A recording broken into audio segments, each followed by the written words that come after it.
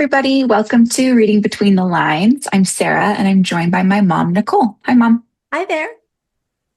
So today we're going to talk about, as of the date of the recording, this is the end of April 2026, we're going to talk a little bit about, of course, as usual, the books that we've been loving lately and enjoying, but also book to TV and movie adaptions. And we've got a couple to mention today. Honestly, I think it's a great time to be an author and get discovered. And I put together just a few little notes to iterate this, because this has been going on for decades, but it seems like as of late, sequels and spin-offs seem to be extremely successful in the movie world. And it's all because that these film and TV producers and companies like Netflix who are backing these productions, they don't want to waste their money. They want something that's already been tried and true. And usually adapting from a wildly successful book or series, Game of Thrones, for example, is going to be a sure thing for them.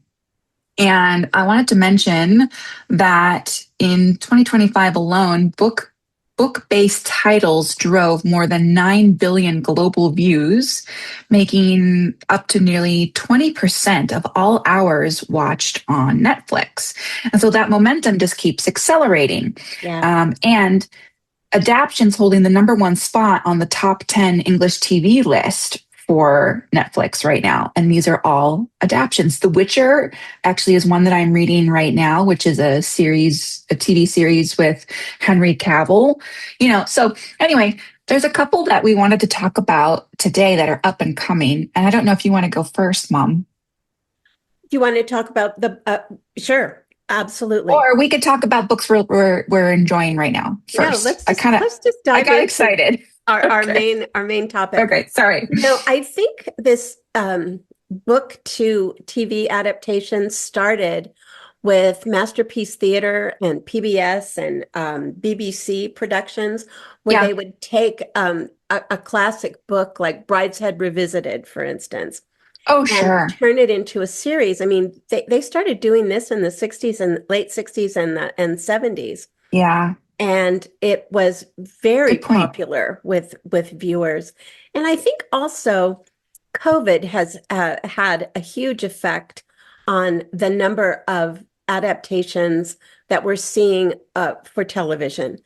People are not going to the movies like they used to.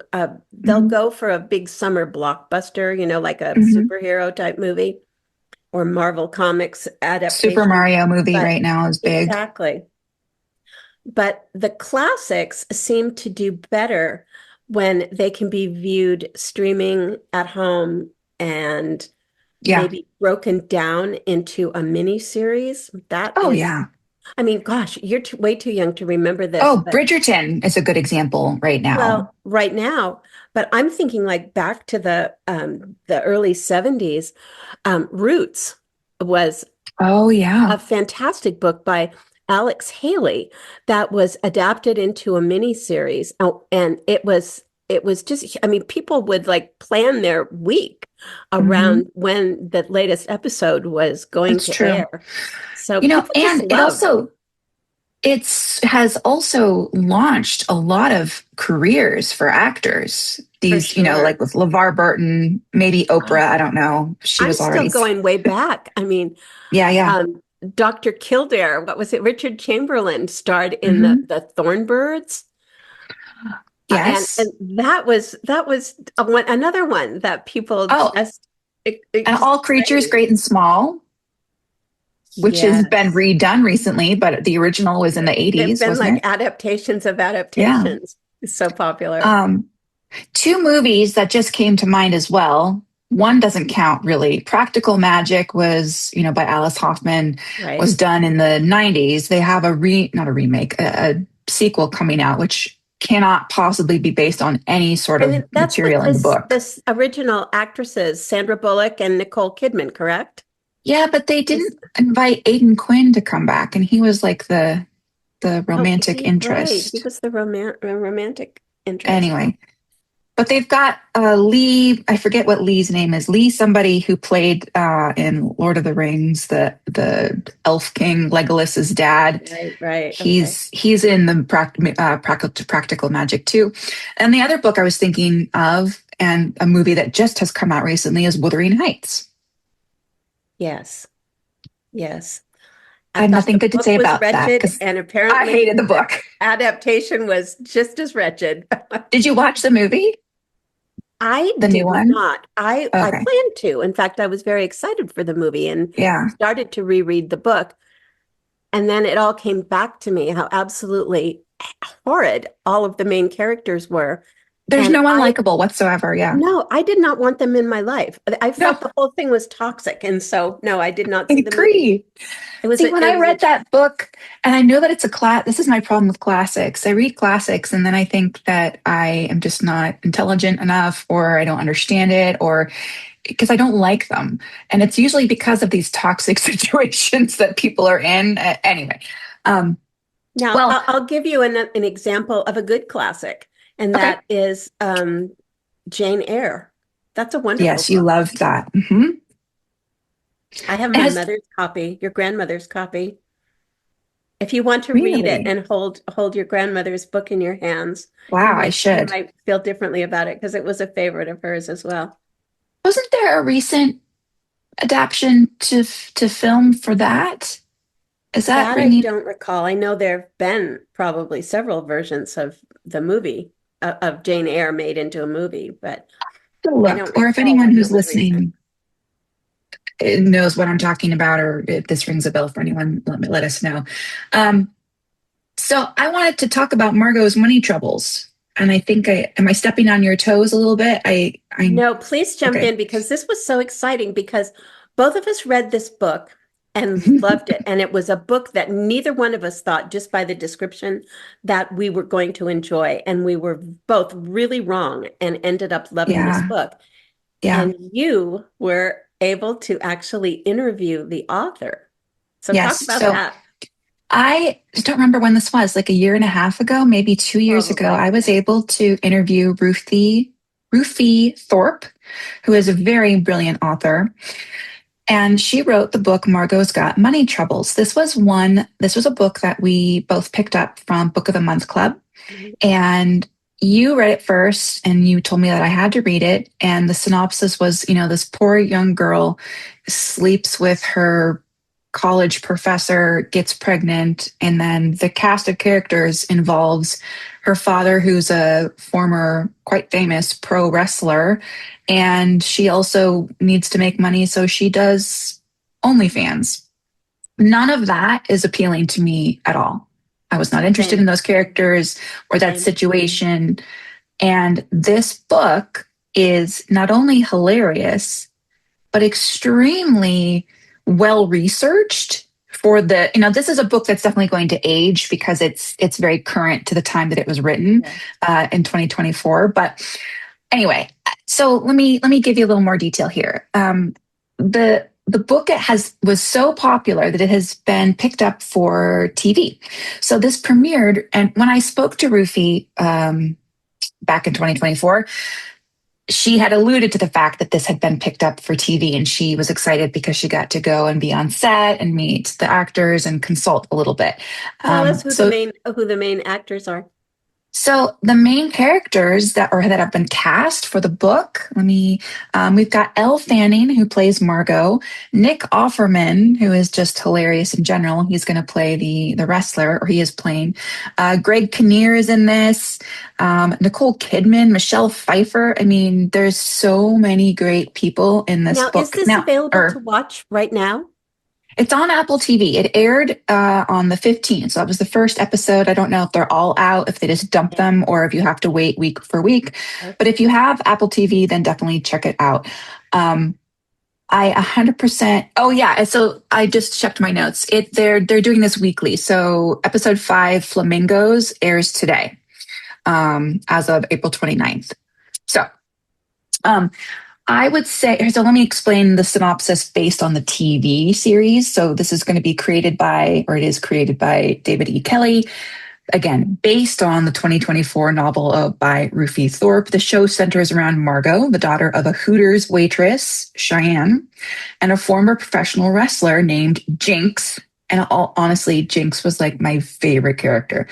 After becoming pregnant by her junior college English professor, Margot turns to OnlyFans to support herself, reconnecting her with her estranged father, who shares wisdom gleaned from his wrestling days. And also, Margot achieved some really remarkable success on OnlyFans. Now, again, for some of you who thinks this is like not for you, I definitely would try it out. Just because this is actually such a wonderfully written book. I think the series will also be really enjoyable.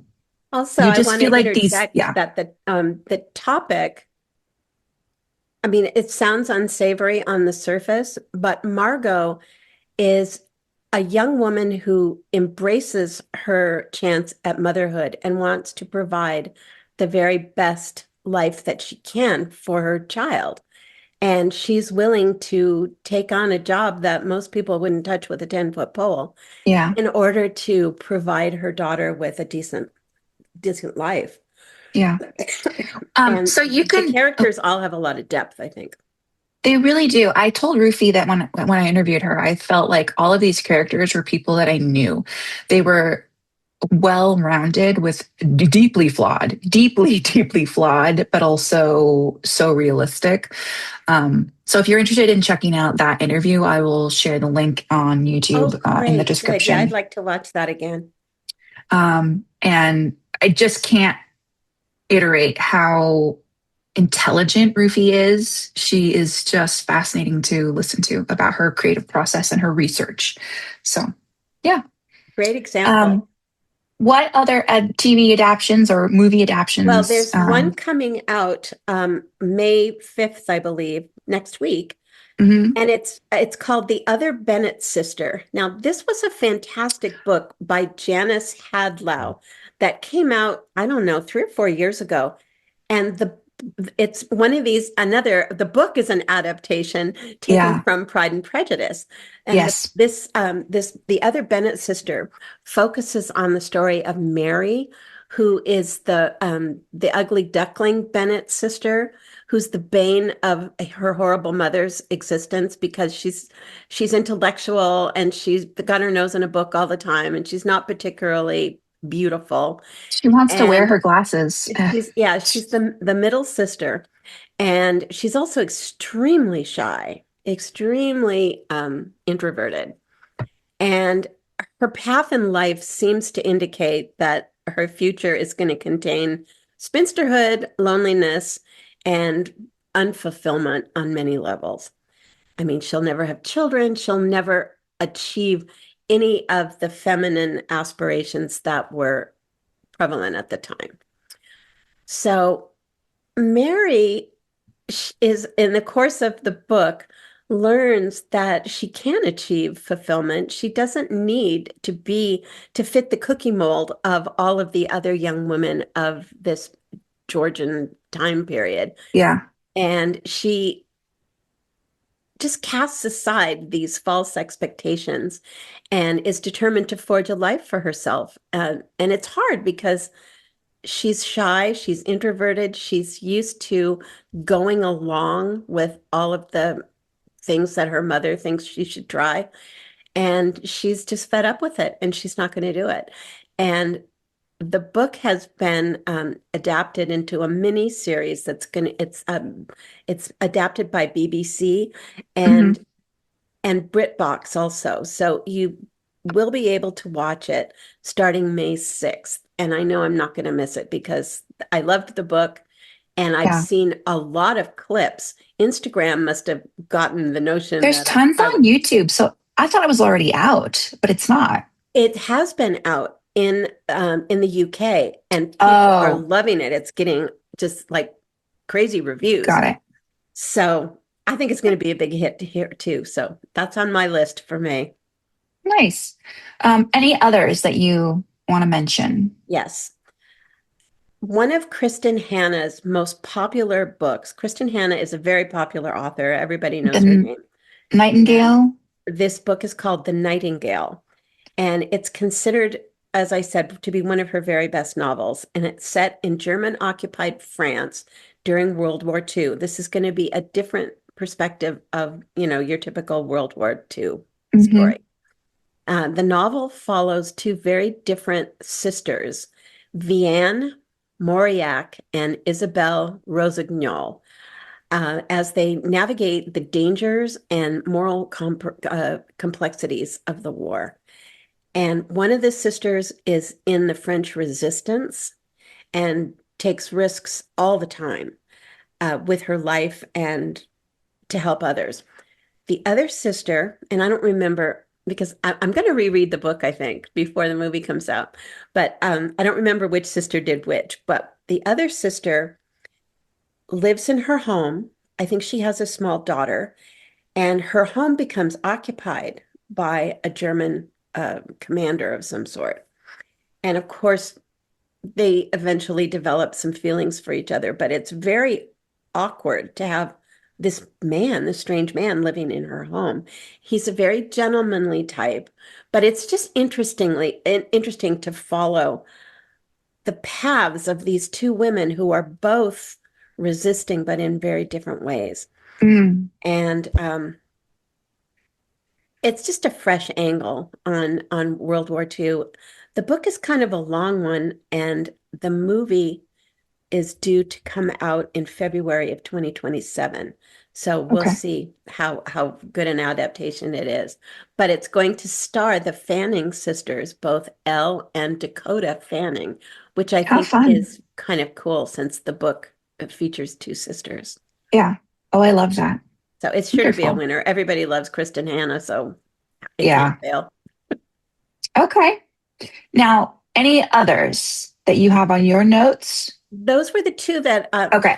that I brought. Okay. Well, all right. I'm going to link to as many of these as I can. The ones that aren't out, at least I'll be able to link to like maybe some trailers. But for Margot's Got Money Troubles, I'll for sure link to that for Apple TV. Okay. And so let's transition and talk about what we've been reading lately. I had been previously in a bit of a reading slump, but I've kicked that, thank goodness. And so I'm glad. But why don't you start with what you've been enjoying?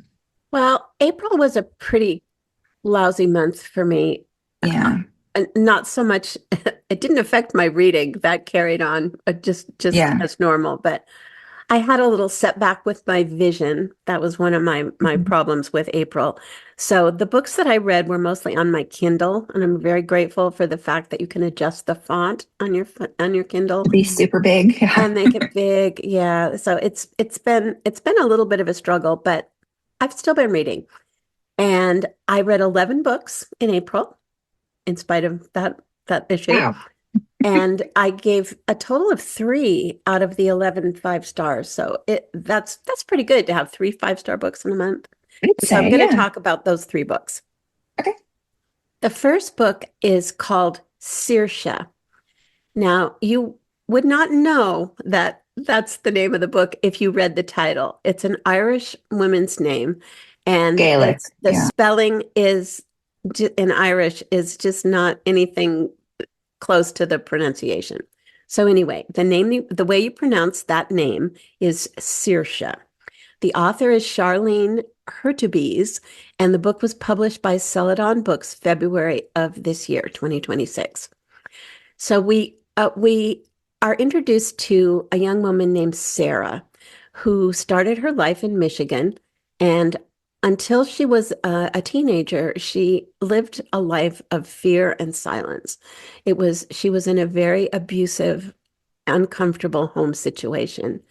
And at the age of 17, she found an opportunity to escape this life of abuse and ended up stealing someone's identity and moving to Ireland and taking on the name Saoirse, which means freedom in Irish. So now we meet up with her in 1999 after she's become an established artist and she's living on the rugged coast of Donegal. She has a loving partner and 2 little daughters, and these 3 are often subjects in her very popular paintings. So she's living the safe and happy life that she always dreamed of. Everything is going beautifully for Saoirse. And then her artwork receives some sudden public acclaim and a big reception at a Dublin art gallery and lots of publication in the local newspapers.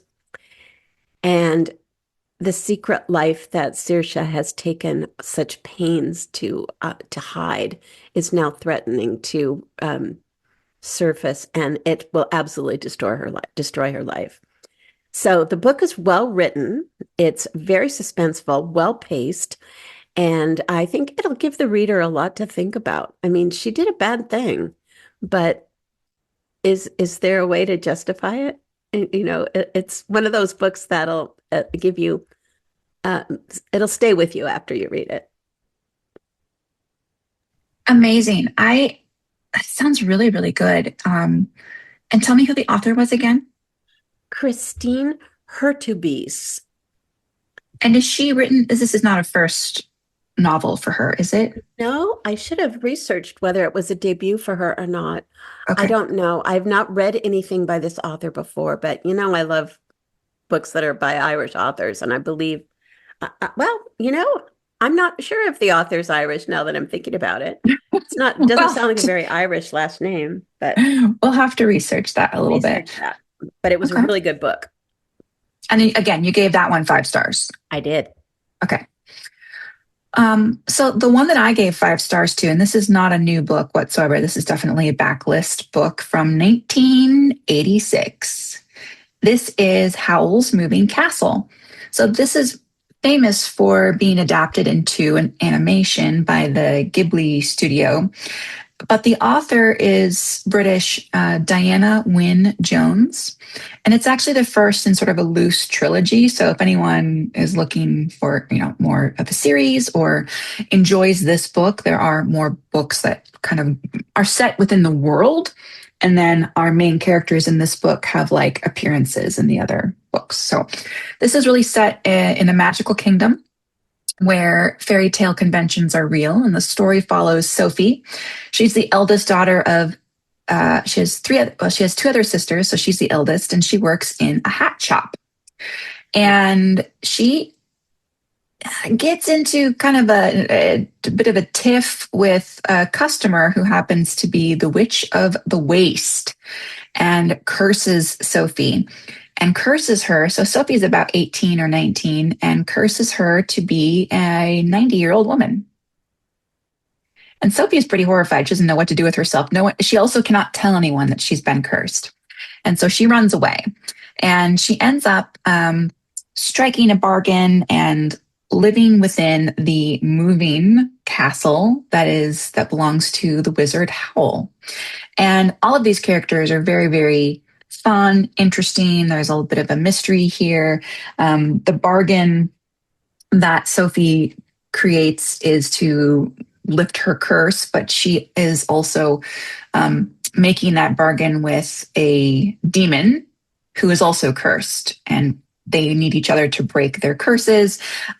This is very cottagecore, very cozy, really fun, humorous writing as well. And again, just fun, squeezable, huggable characters. So if you've seen the movie but have not read the book is even better. So that's always nice when that happens. Yeah. Okay. Well, my next book is titled Good People. The author is Patmeena Sabit, and the book was published by Crown in February of this year as well. And this was one of the most thought-provoking books I've read this year, without a doubt. The book is about immigration and how well some cultures adapt to American customs and how other cultures just do not. They hang on to their ways, with a death grip. And the novel is the story of the Sharaf family who immigrated to the United States from Afghanistan. Their daughter, Zora, is either a shining star with enormous potential or a girl who brought unthinkable shame upon her family. We learn about the Sharaf family through short chapters told by friends, ex-friends, neighbors, police, forensic scientists, and other observers. we do not hear one thing from the point of view of anyone in the Shroff family at all. We we know that a terrible tragedy has occurred, and we just have this court of public opinion from which to form our own conclusion. It was a fascinating book to read on several levels. It had a real documentary style telling Oh. of the story. I mean, you could almost see like a true crime drama Hmm. where, different people would be interviewed. And at the end of every chapter, you'd think, oh, maybe that's what happened. And then you'd read the next chapter and you'd think, maybe not. And everybody had all these different opinions on the family and how they conducted themselves. Yeah. And finally, the book will leave you thinking a lot about how some cultures assimilate so well and others just absolutely don't. And it's not just with American culture. Your brother Aaron had a friend who lived in Denmark, and the Danes are very welcoming to immigrants as long as they adopt Danish ways. And there are some cultures, and the example that he gave was the Thai people seem to learn Danish. They find work in and just assimilate themselves Mm. into Danish culture with enthusiasm. And then there were a couple of other cultures that were mentioned that the Danes are having a real issue with because these Yeah. people don't want to learn to speak English, and that just mystifies the Danes. Why would you want to come here if you don't want to be like us? So anyway, it'll give you something to think about for sure. And this book is long, but the chapters are short, and it just flew by for me. I think I read it in less than 2 days. I Oh, just could wow. not put it down. I need to mention that at the end of the book, the reader will not know definitively what Oh, happened. And okay. you are left to form your own conclusion as to um, who perpetrated the crime that was committed. And this worked for me. And, Okay. some people might have a problem with it, but I didn't mind. I Yeah, I had like definitely had closure, but my idea of who was responsible. okay. Yeah, I was just watching a YouTube video about Mexicali because it's roughly near the border of California and Mexico, past south of Tijuana. And in after the railroads were built for in California, I think it was like late 1800 or late 1800 and something. California banished all of the Chinese immigrants. Said, "Okay, thanks for your service. Goodbye now." And so a lot Sure. of them, I actually migrated to Mexico, and there are neighborhoods in Mexicali now that are filled with just generations of Chinese immigrants, and a lot of them do not speak Spanish. They still like, which baffles me. Like, how could you have generations living there and not pick up the native language? But anyway, Interestingly enough, you grew up in Palo Alto, which is a very diverse community, mainly because of the university and all of the tech companies that have people from other countries working for them, who moved to Palo Alto to live with their families. And you went to high school with Korean kids and Chinese kids and Indian kids, and they all just seemed as American as you because oh yeah, they wanted to adapt to the culture and fit in. yeah, So I don't know, maybe it just depends on where you live or it this book, Good People, hmm, there was an implication that the resistance to assimilate differed amongst the classes of immigrant. And yeah, the implication, and this book has gotten a little bit of criticism for this, the implication was that the people who were perhaps considered a lower class in hmm, society were more resistant to change. So that's another thing to think about. Is that yeah. true or not? And I why? think I've mentioned this previously. My father-in-law is half Spanish and half Native American and grew up speaking English, does not speak Navajo, does not speak Spanish. And he was a high schooler before he realized he wasn't Caucasian, so his parents really wanted him to assimilate and be as American as possible. So, all right, well, let's move on. The next book that I really enjoyed, and I just finished this. It's fairly new. It's fairly buzzy. It's by Rachel Gillig, and it's The Night and the Moth. It's got beautiful cover artwork. I This is have seen that promoted. Yes, it is buzzy. It's a gothic romantic fantasy, and again, the romantic part is. I think the story is much more interesting. This is not a lot of romance. There's certainly a current of that, but it's not the main theme. So anyway, if that's not your thing, just stick with it for the gothic fantasy part. This was published by Orbit Books on May 20th of 2025, so last year. And this is, I think, one of two. There's going to be a duology here. The next book is coming out. I think it's called The Knave and the Moon, which will come out sometime later this year. So this is a woman. So this is about a woman who's she's about 20 years old, and she lives as like a diviner or a priestess at Ashling Cathedral. There are 5 other young women who are also diviners. And they are a little bit celebrities. They don't get to leave the cathedral, but they're known for being prophets. And this is basically about she meets some knights and a king who are determined to prove that the gods that everyone in this continent worships are not gods at all, but humans pretending to be gods. And so that's kind of the theme there. She flees the cathedral and starts to search for her fellow diviners because they've all gone missing. And there are some really wonderful and fun characters. There's definitely some knights. There is a gargoyle character who is a gargoyle made out of stone, and he's just charming and ridiculous. For as simple and basic as I'm explaining this book, I was quite confused with the first chapter because there is a lot of kind of dream sequences as our main character is divining and seeing omens. And then the fact that the gargoyle is just like moving around and talking was really weird and shocking. It was produced in a way that made sense, but you get used to it. I hope that makes sense. It was just for a book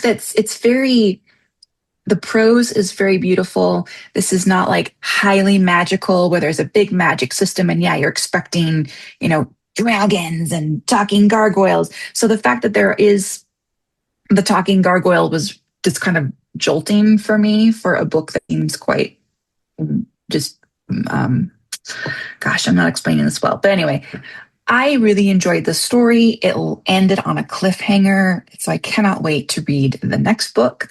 And just a wonderful process of this young woman who has given herself to a higher cause and has no identity, and then develops one toward the end of the book. So I think that sounds fascinating. it was Good for quite you for good. sticking through that first chapter. That was confusing because sometimes, for me, if I don't understand what's going on, I might not continue. I really didn't understand what was happening, and then the talking gargoyle and but then the story kind of smooths What was out a little that book bit. we read where there was a talking plant? Oh gosh, yes, that was Sarah Beth Durst, and I forgot what it's called. But yes, the talking plant was also like very jarring for me. Maybe this is a me problem.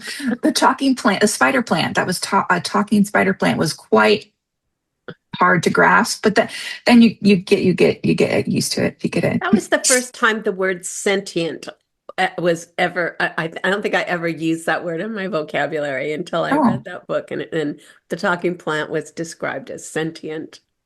yes, yeah. What was that book called? I can see the cover. Yeah, that Anyway, came true. It had a pretty it's the cover. Oh the well. first in the Sarah Beth Durst series. So anyway, okay.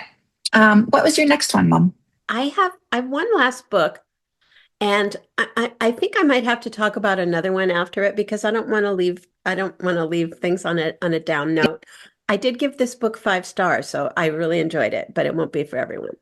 It's called Trespasses by Louise Kennedy, published by Riverhead in April of 2022. And like I said, this is not going to be for everybody. I enjoy books by Irish authors, and Louise Kennedy is an Irish author. I like books that teach me something and give me something to think about, ponder after I finish them. And this book checked all those little boxes. That being said, it was not an easy book to read due to the subject matter. I, some books you read and you say, "Oh, I really enjoyed that." I did not enjoy this book, but it was Uh, extremely well done. And now oh, I know a lot about a subject. I mean, I'm no expert, but I'm I've going to learned a lot. interrupt. Yes, This was like that book that I read by the 18-year-old from Oakland who she wrote this amazing bestseller, and I had confused it with a different book entirely, and so I read it not realizing that it was about child prostitution, by and it accident, you read this by book probably. accident because I thought it was a different book, and it was incredibly well written. Did I enjoy reading it? Not at all. No. Yeah, and that can happen. So this book is set in Northern Ireland in 1975 during the Troubles. Our main character is Kushla, a teacher at a parochial school who lives with her alcoholic mother and helps out in the evenings at the family pub, which is run by her brother. While working at the bar, she meets a man named Michael Agnew, who is a barrister who defends IRA members accused of violent acts against others. Kushla is in the Catholic minority. This takes place just outside of Belfast, and some of it takes place in the city of Belfast. So Kushla is in the Catholic minority, and Michael is a Protestant and also married. So if you have an issue with, infidelity, there's that subject as well. So they embark upon a secret affair that has a ripple effect throughout the community. The book depicts violent acts between the two differing religious factions, which may be disturbing to many readers. Ordinary people were just trying to coexist and carry on their daily lives amidst terrible bombings and other acts of terrorism, which were perpetrated by their fellow citizens. I mean, this is really hard to imagine, but people just tried to carry on. And these acts of violence happened all the time. Like every day, there were a couple of instances in the paper. The British were called in and sent troops. And that didn't go well because the Northern Irish didn't like the British particularly, and the British looked down upon the Irish with great disdain. And I don't know. The description of what life was like at that time, I thought was extremely well done. I learned so much from this book, in spite of the difficult content. And Mm. I had to give it 5 stars because it, it did all the things. So, would you, I did all the things. Would you read another book from the same author? Probably, but not for a while. Yeah. So, you're going to need like a palate cleanser. Yeah. So So, I had a few of those, and I don't want to end on this note. I want to mention okay. books, Yeah. a couple of books that I think a lot of readers would enjoy with a, a more encouraging theme. One Yeah. of them was called Confessions of a Grammar Queen. And I wasn't prepared to talk about it, so the author isn't coming to mind. But anyway, this book is set in the late 1960s in New York, and our main character wants to be a copy editor at a publishing house. She does get to have a job doing that, and then she has loftier aspirations to become the CEO of a publishing house in New York. That's her ultimate career goal. And this poor young woman who's very enterprising and hardworking is met with discrimination by the men that she works with every day of her life. They play pranks on her. They like take all of her red editing pencils and hide them. They just do dreadful things. And the man that she reports to is the worst of them all. And she forms a book club with some other women, and they meet at the local library one Yeah. evening a month and talk about um, feminist focused books that are popular at the time, like Betty Friedan's The Feminine Mystique. They even read the Kinsey Report. Yeah. And the book was very uplifting, and she ends up having the best boyfriend that you've ever, Aw. the best book boyfriend ever. And she's also got a big Great Dane named Frank, and some of the chapters are from the point of view of her dog Frank, and how he Okay. becomes, anyway, it was a very nice book, and I think a lot of readers will enjoy that particular experience more than they will the Yeah. Trespasses by Louise Kennedy. Oh my gosh. That does sound super cute. Well, I don't have any other books to mention. One thing I wanted to ask before we wrap up is what you have on your horizon. What are you looking forward to or reading in Well, May? I want to read a book called Kin by Mhm. Tayari Jones. And she wrote a book called An American Marriage that I Oh, yeah. absolutely You enjoyed loved. that. That Yeah. was a really interesting book. And that was another one where the book was written from the point of view of three different people, Yeah. and they were all talking about this relationship. And you had a different viewpoint of what the relationship was really like with Yeah. each person's point of view. And Mm, and I'm really looking forward to reading her most recent book, which is called Kin by Tayari how Jones. fun. Okay. Well, good. As I mentioned, I am on a fantasy kick right now. So I'm reading The Witcher, which, as I mentioned, is I think it's on Netflix. I don't know where it is, but you could watch the TV series with Henry Cavill, and why wouldn't you? Because it's Henry Cavill. But I'm enjoying the book, and what I didn't realize is this is a very popular series. That's prolific. There's a ton of books, but it's translated into English. This was not. This is by a Polish author. Hmm. And what I'm discovering is there's a lot of mention of like fairy tale lore that's also woven Yes. in. And the Witcher's character, he's basically, I think of this whole series as like he's kind of like a detective. People have a problem. There's, a vampire on the loose in town killing all kinds of people, and he's got to come and figure out how to first, where is it, and then how to kill it off. But there's also some political intrigue and just, some interesting. It's really well done so far. I'm kind of surprised. I thought this would be kind of just like a fluffy fantasy book, but it's Interesting. it's very good.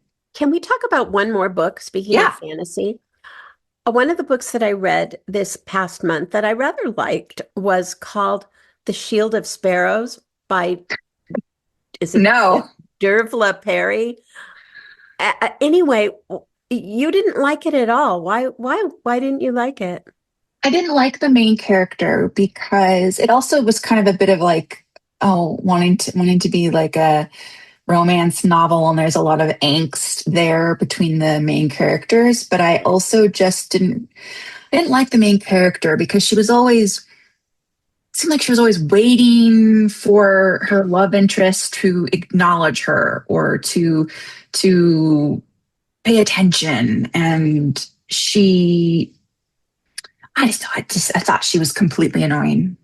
See, I thought that she was so reticent to take action because of the way that she had been raised. Her other sister was always considered to be the shining star, and Yeah, our main character was always relegated to the background. She was forced to always wear gray, and yeah, everybody else got to wear pretty colors, but no, she always had to wear gray. And her mother dyed her hair because she had red hair, and that wasn't Oh, right. considered to be attractive. And so her hair was dyed a mousy brown. And I just thought that that was the way that she had been trained to respond to things, is just like to sit in Probably. the background. I thought her character did develop throughout the She course of the did. book. I just, yeah. Although the sequel came out, which was called, help me I out. also don't think I liked the way the end kind of left. Was it the ending was on a cliffhanger? It was. It And I didn't was. like that. That made me mad. And also, I Right. read this on a plane, and we Yeah. all know how I am about books on planes. I get a little too emotionally invested. Right. I did start the sequel, Hmm. which I'm blanking on the name. Anyway, the It's got sequel, Sparrow in it. n- does it? No, it's some other Sure. bird. Starling, Oh, isn't it? no, that's a whole nother series. Okay, hang on. What is this book called? Shield Yeah, of let me look Sparrows. it up. Sequel. Oh, book three. There's going to be a book three. My Yeah, God. it's going to be three. Why? Rights of the Starling. Rights of So the you're right. Starling. I did start that. Both of those books are free on Kindle Unlimited, so if you're Oh, curious, go for it. But I couldn't get into the sequel, so I just didn't pursue it. Devney Perry is Definitely the Perry. is the writer. The story follows Odessa as she travels across a cursed realm to discover the truth about her family, and her fate intervened with the warrior Ransom. The book is noted for its high stakes, hurt, comfort, romance, whatever that means, and a cliffhanger ending. So Yeah. I don't know. I can see this is She gets popular. married off to somebody. She's not expecting that anybody's her sister has been Yeah. scheduled to marry this prince from another kingdom. Yeah. And they get to the day of the wedding, and he doesn't want to marry her. He wants to marry the mousy sister instead. And he has a guardian. There's a character called the Guardian who seems to be the prince's chief advisor, who Yeah. seems to be pulling the strings behind the scenes, making all these things happen. So I was engrossed in it. I read it. I was entertained. Okay. I gave it 1 star. I think I So gave it four. uh-huh. Yeah. So I don't know. I again, like I don't fully remember it very well, but I do remember that I was just angry about it when I finished it. So Another book that's coming out in May that people have been waiting for 17 years oh God. is called The Calamity Club by Catherine Stockett. And her previous book was The Help, which was made into Oh, a movie. of course. Yeah, And I read The Help 17 years ago, and I loved that book. I Absolutely know you loved did. it. And it's set in the South, and it has to do with usually African American citizens Mhm. who are working in the households of Housekeepers and cooks. Yeah. housekeepers and maids and that sort of thing. It was a great book, and the movie was good too. Good characters. Yeah. So the Calamity Club, and it's a totally different theme. It's Okay. also super long. I think it's like 600 pages or something for. Good So grief. I'm looking forward to it. If it's a good book, it'll be fun to sort of immerse myself in it. Yeah. All right. Well, that's a good place for us to wrap up. Okay. Next time we chat, we'll talk about like wedding season, unless we change It's our minds. wedding But season. June is wedding yeah. season. So we're going to talk about books that are either set at a wedding or involve a Hmm. wedding in some way. And these are not going to be like cute romantic. I'm going to talk about like thrillers that take place and Yeah, murders at yeah. weddings. I have some in mind, and they're not silly. Good. Okay. So to be continued. All right. Well, thank you, Mom. Thank you, And Sarah. thanks everybody for listening. And again, if you're listening on the podcast, I'll have show notes. But also, if you're watching on YouTube, or if you want to find us on YouTube at Reading Between the Lines, I'll have links that you can click on to go search out and view all of the different movies and TV and books that we talked about today. And So please look up the author of Confessions of a Grammar Queen because I just can't remember it. I'll find it. I'll put it in the show notes. All All right, right. everybody. Thank you so much. And Bye-bye. we'll see you next time.